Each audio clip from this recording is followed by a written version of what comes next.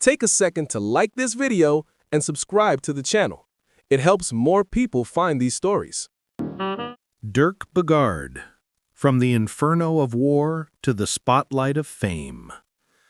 He would become a star, golden lights, acclaim, the glamour of cinema. But before the roles of film, before the applause, he walked among the shadows of war. His name was Dirk Bogarde, born Dirk Bogarde. He served not as a frontline infantryman, but in the lesser-seen war of intelligence, a man who pulled back the curtain so others could fight. Enlistment and the Silent War. March 1943. Picture a 22-year-old man being commissioned into the Queen's Royal Regiment, West Surrey. This was Dirk Bogarde, not yet Dirk Bogarde, entering a war that most would never see on screen. Soon he was attached to intelligence units within the Second Army and the famed Royal Canadian Air Force Photo Reconnaissance Formations. His weapon wasn't a rifle, it was his mind. His battlefield wasn't a trench, it was a table covered with aerial photographs.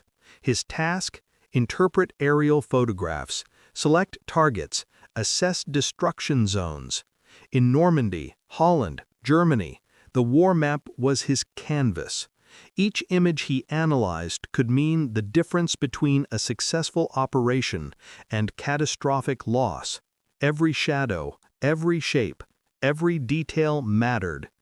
Imagine a young officer hunched over reconnaissance images in a makeshift tent in occupied France. It's 1944, shortly after D-Day. He's analyzing aerial photographs to identify potential targets and enemy movements. The intelligence he provided would guide bombers, direct troops, reveal the enemy's secrets from above. This wasn't the glamorous war of cinema. This was the meticulous, nerve-wracking work of intelligence, where one wrong interpretation could cost thousands of lives.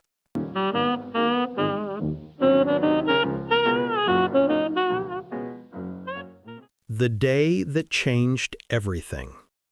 But there was one day Bogarde would never forget, one moment that would haunt him forever. The jeep ahead hit a mine. Suddenly there was a man in the tall grass beside him. A gurgling voice said, "Help! Kill me!" With trembling hands, he reached for his small pouch to load his revolver, had to search for his bullets, and in that moment, someone else had already taken care of it. He heard the shot. He still remembers that gurgling sound, a voice begging for death. This wasn't a movie script. This was the real life of Dirk Bogarde, a name the world would soon know as Dirk Bogarde. Witness to horror. April 1945. The war is winding down, but the worst is yet to be seen. Bogarde was among the first Allied officers to enter the Bergen-Belsen concentration camp. Nothing in his intelligence training, nothing in his experience analyzing photographs of bombed cities could have prepared him for this. He described the experience later as akin to Dante's Inferno. The images imprinted themselves on his mind, not war heroics, but human breakdown. Bodies stacked like cordwood, the hollow eyes of survivors, the smell of death that would cling to his clothes, his memory, his soul. These were the scars no film could hide. This was the weight he would carry into every role, every performance, every smile for the camera. Peace and the spotlight. And then, in a historical blink, the war ends. At 26, Dirk returns, changed. He trades reconnaissance imagery for the camera's lens. The acting world calls him Dirk Bogarde. After the war, he began pursuing roles in cinema using this new name. The transformation was shocking. Reaching prominence in films like The Blue Lamp in the early 1950s, Bogarde starred in the popular Doctor film series 1954 to 1963. Suddenly, the intelligence officer who had witnessed the horrors of war was smiling on cinema posters as a charming doctor and matinee idol. He begins as matinee idol, handsome, charismatic, familiar, but the war never leaves him. He says, "First there was the war, then the peace to cope with, then suddenly I was a film star. It happened all too soon." The shocking contrast.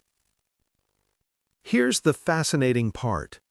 While millions fell in love with the handsome Dr. Simon Sparrow in the Doctor in the House comedies, few had any idea what those eyes had truly seen. Few of his fans could have suspected from his elegant and good-humored screen persona that he had witnessed firsthand some of the most horrific events of World War II. The man signing autographs and charming audiences had held a dying soldier's hand, had walked through Bergen-Belsen, had seen humanity at its absolute worst. The contrast was almost unbearable. From the mined Jeep in France to the red carpets of premieres, from Help, Kill Me to the deafening applause of audiences. The battle within. But Bogarde refused to be just a pretty face. He partnered with Joseph Losey to play Hugo Barrett, a decadent butler, in The Servant, 1963, with screenplay by Harold Pinter, which earned Bogarde a BAFTA award. The matinee idol was transforming into an art film actor. Then came the defining moment. He won a second BAFTA for his role as television writer-presenter Robert Gold in Darling, 1965, directed by John Schlesinger. In his later roles, Bogarde often confronted moral ambiguity, guilt, and trauma. He played Germans, Nazis, characters haunted by their pasts, perhaps reflecting his own wartime conscience. The man who had analyzed the shadows of destruction in war now explored the shadows of the human soul in European cinema. He would admit that after the war he preferred taking the stairs rather than staying in the same elevator with a German of his generation. The memory lingered. The wounds remained open, invisible to audiences who only saw the polished performer. What made his performances so intense? Perhaps it was that invisible weight, the baggage of someone who had seen the worst of humanity and now had to pretend everything was glamour and champagne. Initially a matinee idol in films like Doctor in the House, 1954, for the Rank Organization, he later acted in art films, evolving from heartthrob to icon of nervousness. Legacy of Dual Battles. Dirk Bogarde left the battlefield, but the war remained inside him.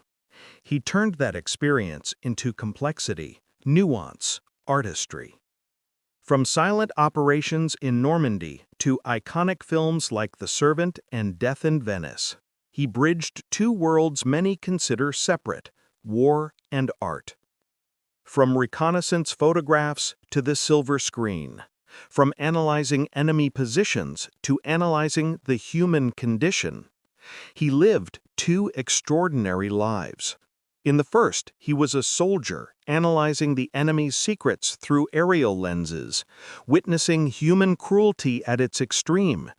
In the second, he became one of the most respected actors in European cinema, using that same intensity, that same penetrating gaze to reveal different truths about identity, desire, loneliness, and the human condition.